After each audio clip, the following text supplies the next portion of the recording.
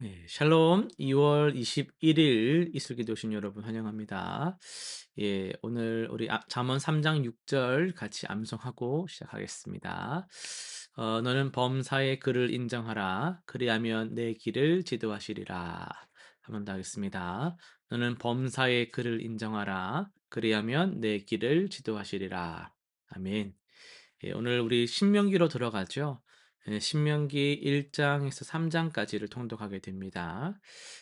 신명기 1 장을 읽어 보시면요. 이 모세의 고별 설교가 이제 나옵니다.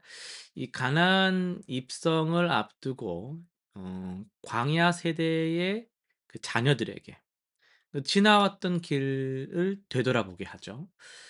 지도자를 세우는 그런 조직화도 그들은 거쳐왔고, 정탐꾼을 파송하는 시간도 있었고, 가데스 바네아에서의 그 불신앙이 차례로 등장을 합니다.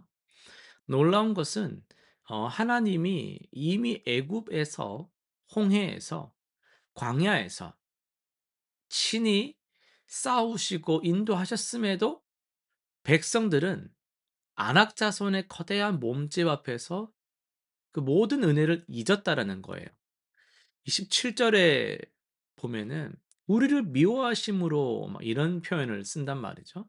그래서 하나님 여기까지 데려왔다라는 이런 막 고백들을 보면은 두려움이 얼마나 하나님에 대한 기억을 지워버리는지를 보여주고 있습니다. 여러분, 믿음은 은혜를 기억하는 훈련에서 자라는 것이죠.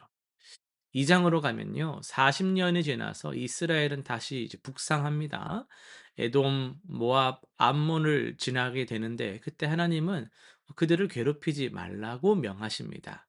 왜죠? 그 땅도 하나님이 그들에게 주신 또 하나의 기업이기 때문이죠.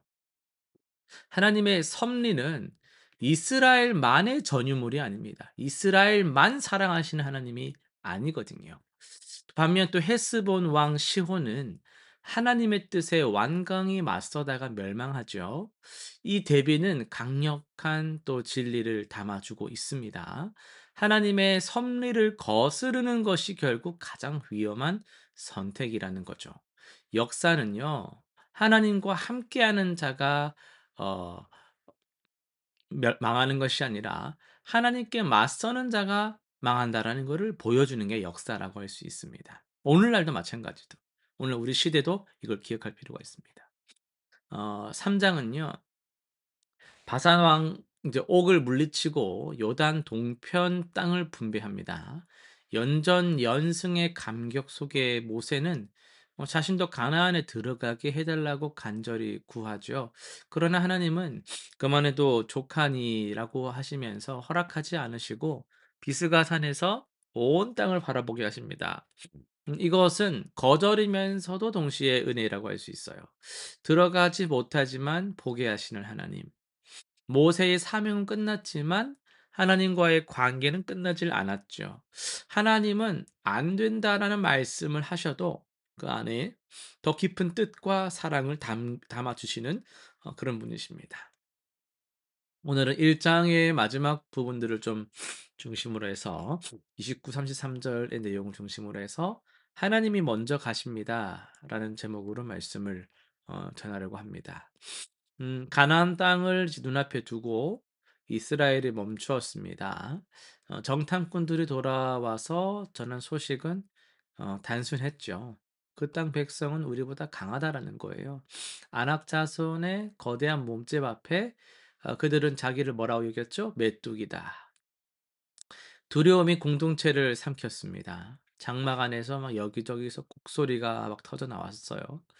가데스 바네아의 그 밤은요. 인간의 아주 가장 오래된 그런 실패를 보여주고 있습니다.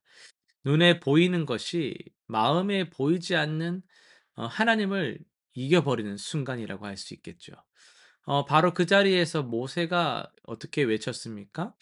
"두려워하지 말라. 놀라지 말라. 너희 하나님 여호와 그가 너희를 위하여 싸우시리라." 이렇게 말을 합니다.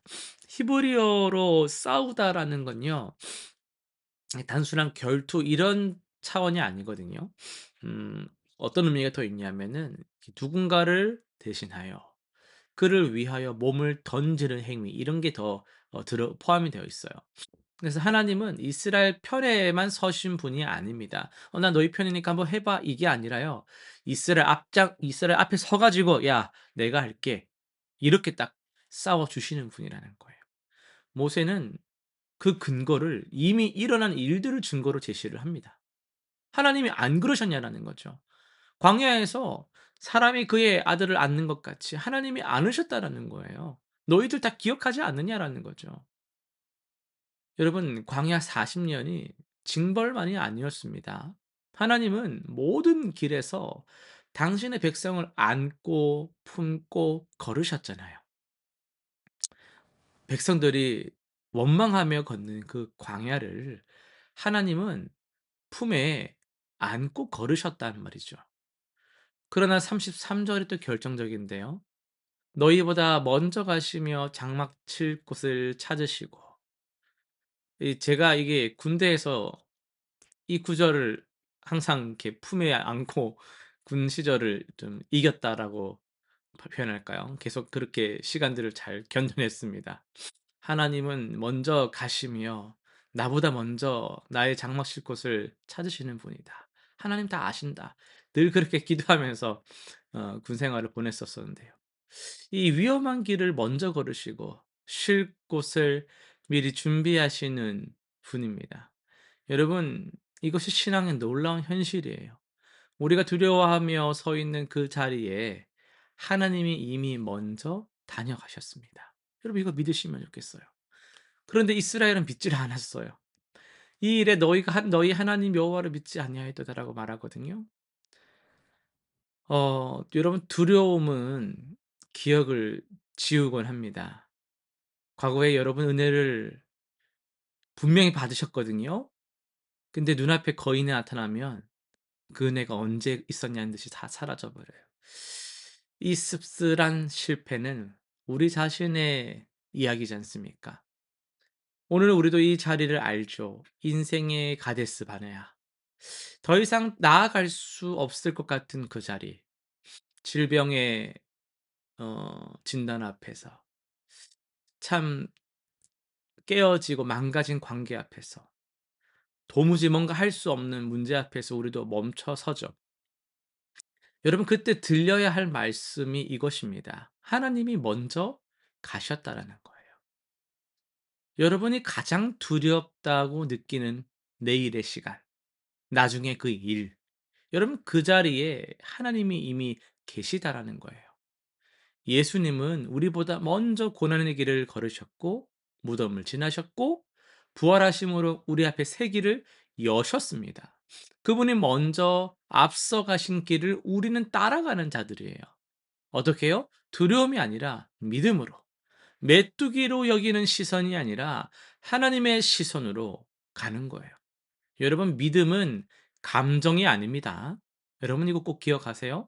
믿음은 감정 상태가 아닙니다. 느낌이 좋아. 될 것 같아. 이건 믿음이 아니에요. 안 되면 어떡하지? 이건 믿음이 아니에요. 믿음은 하나님의 말씀을 하나님의 행하신 일을 기억하고 오늘도 그분이 앞서 가셨다라는 사실을 믿음으로 여기는 것. 그걸 인정하는 것. 그게 믿음입니다. 광야에서 우리를 안으신 그 하나님이 오늘도 우리를 안고 가신다. 그리고 이미 그 길을 걸어 가셨다라고 선포하는 것이 믿음입니다. 그 품 안에서 두려움을 내려놓고 한 걸음을 내디딜 때 우리의 가나안이 열리는 것이죠.